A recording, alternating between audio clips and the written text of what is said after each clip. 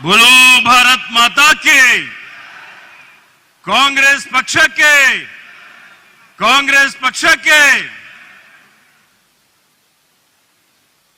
ಆತ್ಮೀಯ ಬಂಧುಗಳೇ, ಇವತ್ತಿನ ಈ ಒಂದು ಐತಿಹಾಸಿಕವಾದಂತಹ ಒಂದು ಕಾರ್ಯಕ್ರಮ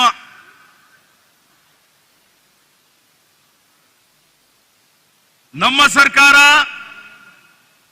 ಅಧಿಕಾರಕ್ಕೆ ಬಂದು 2 ವರ್ಷಗಳು ಪೂರೈಸ್ತಾ ಇದ್ದೇವೆ. ಈ 2 ವರ್ಷಗಳ ಸಾಧನೆ ಸಮಾವೇಶ, ಇದರ ನಿಮಿತ್ತ ಸುಮಾರು 1 ಲಕ್ಷ ಬಡವರಿಗೆ, ಬುಡಕಟ್ಟು ಸಮುದಾಯದವರಿಗೆ, ಪರಿಶಿಷ್ಟ ಪರಿಶಿಷ್ಟ ಪಂಗಡ ಅವರೆಲ್ಲರಿಗೆ ಏನು ದಶಕಗಳಿಂದ ಅವರು ಕಾಯ್ತಾ ಇದ್ರು, ಅವರ ನಿವೇಶನಗಳ ಹಕ್ಕುಪತ್ರ ವಿತರಣೆ ಮಾಡುವಂತ ಈ ಒಂದು ಕಾರ್ಯಕ್ರಮ. ಈ ಕಾರ್ಯಕ್ರಮದಲ್ಲಿ ಈಗಾಗಲೇ ಇದಕ್ಕೆ ಉದ್ಘಾಟನೆ ಮಾಡಲಿಕ್ಕೆ ನಮ್ಮೆಲ್ಲರ ನೆಚ್ಚಿನ ನಾಯಕರಾದಂತ ಭಾರತೀಯ ರಾಷ್ಟ್ರೀಯ ಕಾಂಗ್ರೆಸ್ನ ಅಧ್ಯಕ್ಷರಾದಂತ ಮಾನ್ಯ ಮಲ್ಲಿಕಾರ್ಜುನ್ ಖರ್ಗೆಜಿ ಅವರು, ಲೋಕಸಭೆಯಲ್ಲಿ ಪ್ರತಿಪಕ್ಷ ನಾಯಕರು, ನಮ್ಮೆಲ್ಲರ ಈ ದೇಶದ ಭವಿಷ್ಯದ ನಾಯಕರಾದಂತ ಮಾನ್ಯ ಶ್ರೀ ರಾಹುಲ್ ಗಾಂಧೀಜಿ ಅವರು, ನಮ್ಮೆಲ್ಲರ ನೆಚ್ಚಿನ ಮುಖ್ಯಮಂತ್ರಿಗಳಾದಂತ ಮಾನ್ಯ ಸಿದ್ದರಾಮಯ್ಯಜಿ ಅವರು, ಪಿಸಿಸಿ ಅಧ್ಯಕ್ಷರಾದಂತ ಶ್ರೀ ಡಿ.ಕೆ. ಶಿವಕುಮಾರ್ ಅವರು ಬರ್ತಾ ಇದ್ದಾರೆ.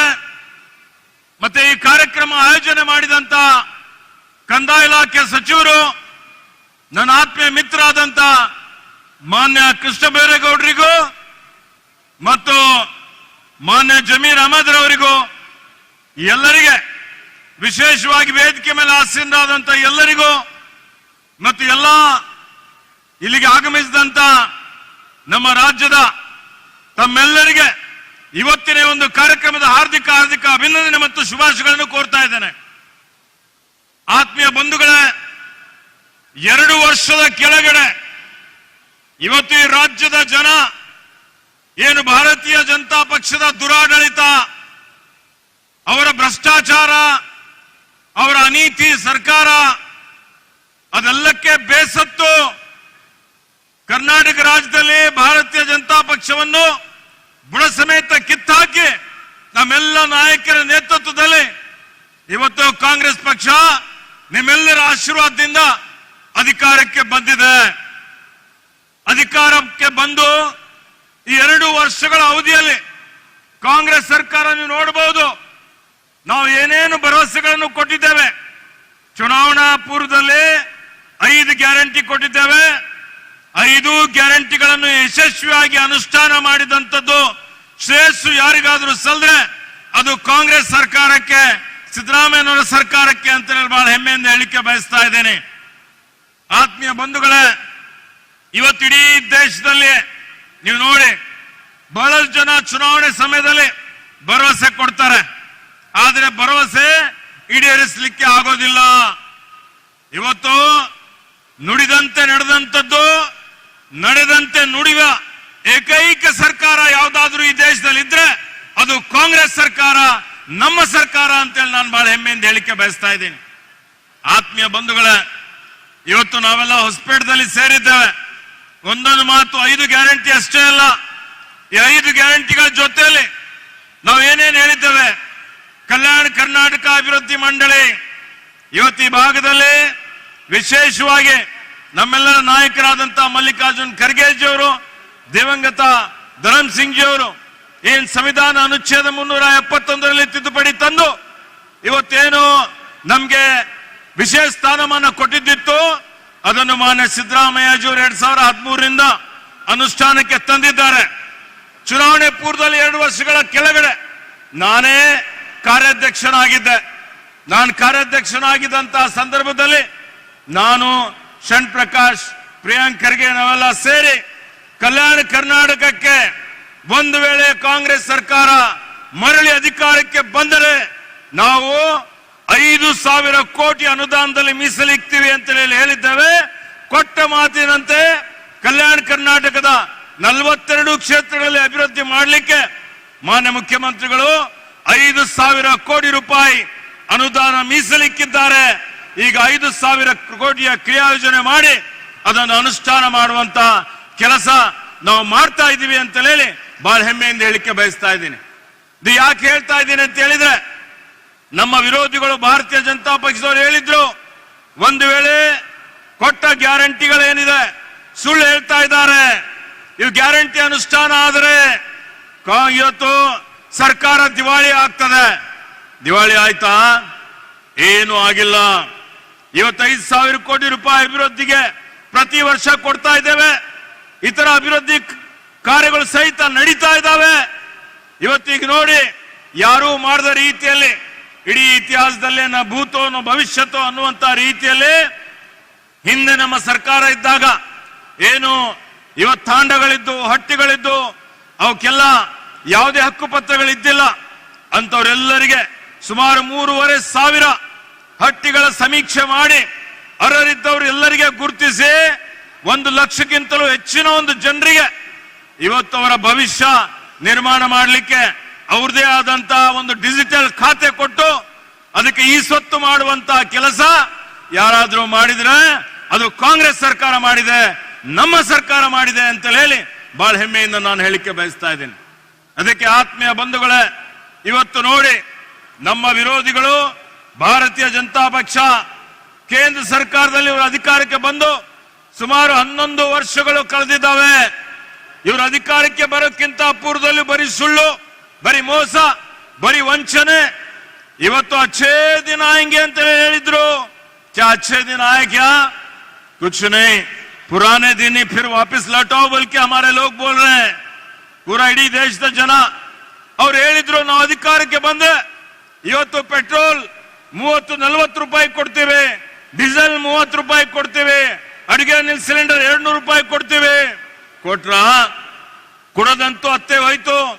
ಇವತ್ತೇನು UPA ಸರ್ಕಾರ ಇದ್ದಾಗ ಅಡಿಗೆ ಅನಿಲ್ ಸಿಲಿಂಡರ್ಗೆ ಏನು 200 ರೂಪಾಯಿ ಸಬ್ಸಿಡಿ ಕೊಡ್ತಾ ಇದ್ರು. ಆ ಸಬ್ಸಿಡಿನೂ ಕಿತ್ಕೊಳ್ಳುವಂತ ಕೆಲಸ ಇವತ್ತು UPA ಅಂದ್ರೆ ಇದ್ದಾಗ ಮಾಡಿದ್ರು. NDA ಬಿಜೆಪಿ ಸರ್ಕಾರ ಅದನ್ನು ವಾಪಸ್ ಕಿತ್ಕೊಂಡಿದೆ. ಇವತ್ತು ಬೆಲೆ ಏರಿಕೆ ನೋಡಿ, ಸುಮಾರು ಇವರೆಲ್ಲ ಈ ಬೆಲೆ ಏರಿಕೆಯಿಂದ ಜನ ಕಂಗಾಲಾಗಿದ್ದಾರೆ, ಬಡವರಾಗ್ತಾ ಇದ್ದಾರೆ. UPA ಸರ್ಕಾರ ಇದ್ದಾಗ ಮನಮೋಹನ್ ಸಿಂಗ್ ರವರ ಕಾರ್ಯಕಾಲದಲ್ಲಿ 27 ಕೋಟಿ ಜನರಿಗೆ ಬಡತನ ರೇಖೆಗಿಂತ ಮೇಲೆತ್ತುವಂತ ಕೆಲಸ ಇವತ್ತು ಸೋನಿಯಾ ಗಾಂಧೀಜಿಯವರ ನೇತೃತ್ವದಲ್ಲಿ ನಡೆದಿತ್ತು.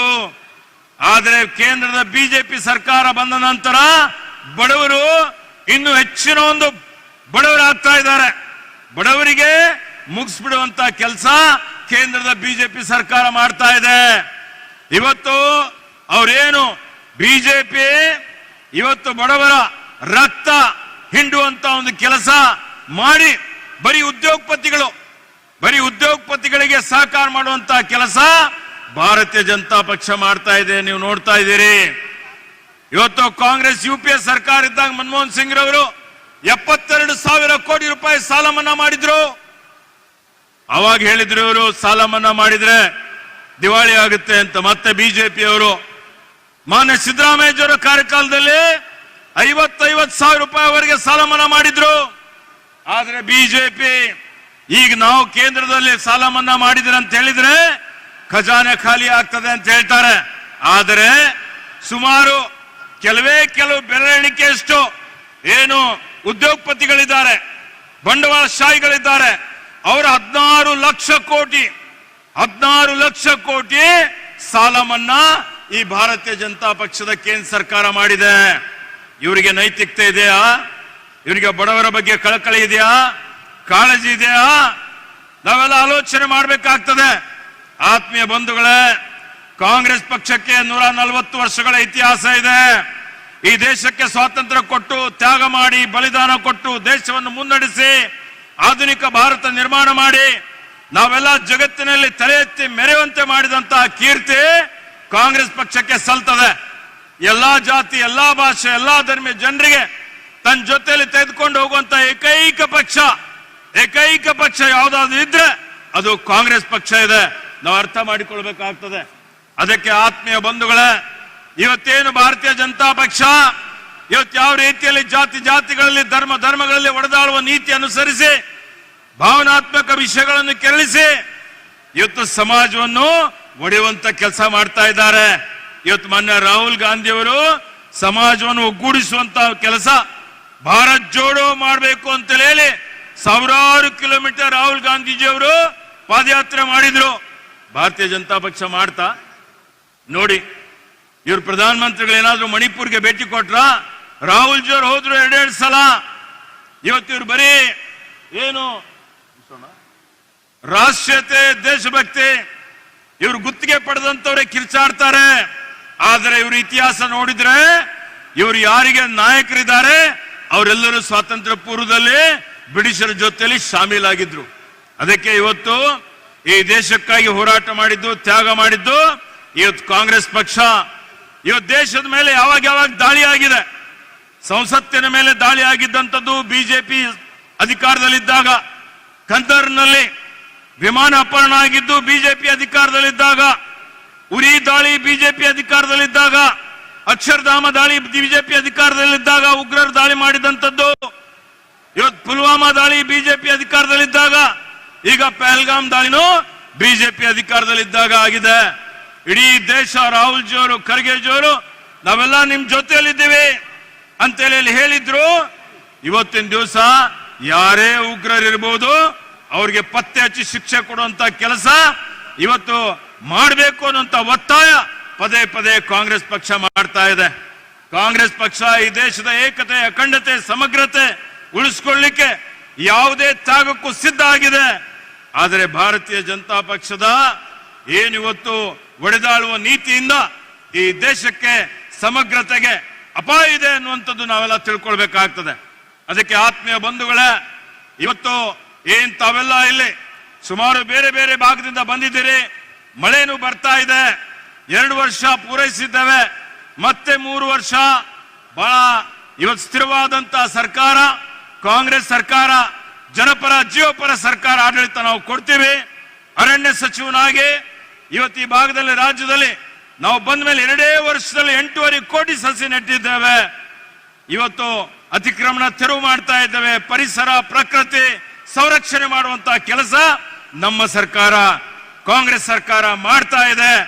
ಈ ರಾಜ್ಯದ ಭವಿಷ್ಯ ಸುರಕ್ಷಿತವಾಗಿ ಇಕ್ಕಲಿಕ್ಕೆ, ಮುಂದಿನ ಪೀಳಿಗೆ ಭವಿಷ್ಯ ಇವತ್ತು ಸುರಕ್ಷಿತವಾಗಿ ಇರಲಿಕ್ಕೆ ನಾವೆಲ್ಲರೂ ಕಟಿಬದ್ಧರಾಗಿದ್ದೇವೆ. ಮತ್ತೆ ಇವತ್ತು ಕಾಂಗ್ರೆಸ್ ಪಕ್ಷ ಕೇಂದ್ರದಲ್ಲೂ ಇವತ್ತು ಖರ್ಗೆಜಿಯವರ, ರಾಹುಲ್ ಜಿಯವರ ನೇತೃತ್ವದಲ್ಲಿ ಪುಡಿದೇಳುತ್ತದೆ. ಭಾರತೀಯ ಜನತಾ ಪಕ್ಷ ಇವತ್ತು ಮುಂದಿನ ದಿನಮಾನಗಳಲ್ಲಿ ಈ ದೇಶದ ಜನನೇ ಅವರಿಗೆ ಬುಡ ಸಮೇತ ಕಿತ್ತಾಕಿ ಮತ್ತೆ ಕಾಂಗ್ರೆಸ್ಗೆ ಅಧಿಕಾರಕ್ಕೆ ತರ್ತಾರೆ. ಆ ಒಂದು ಸಂಕಲ್ಪ ಇಟ್ಕೊಂಡು ಇವತ್ತು ನಿಮ್ಮೆಲ್ಲರಿಗೆ ಮತ್ತೊಮ್ಮೆ ನನ್ನ ಪರವಾಗಿ ಸ್ವಾಗತವನ್ನು ಬಯಸಿ ನಿಮ್ಮೆಲ್ಲರಿಗೆ ಅಭಿನಂದಿಸಿ ನನ್ನ 2 ಮಾತು ಮುಗಿಸ್ತೇನೆ. ಜೈ ಹಿಂದ್, ಜೈ ಕರ್ನಾಟಕ, ಜೈ ಕಾಂಗ್ರೆಸ್.